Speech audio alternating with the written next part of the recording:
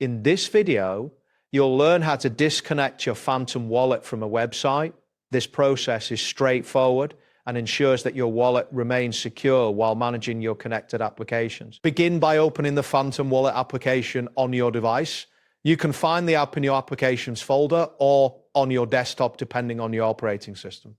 Once the application is open, you will see your wallet's main interface. Next, look for the settings icon located at the bottom left corner of the interface. This icon resembles a gear.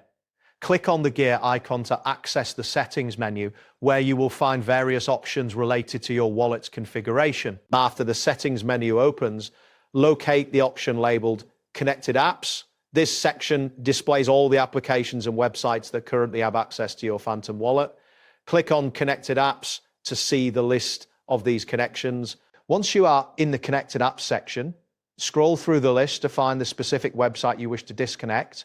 It may take a moment to identify the correct entry, especially if you have multiple connections. When you find the website, click on it to view more details about the connection. After selecting the app, you will see an option to disconnect. Click on this button to sever the connection between your Phantom wallet and the selected website. You should receive a confirmation that the app has been successfully disconnected from your wallet.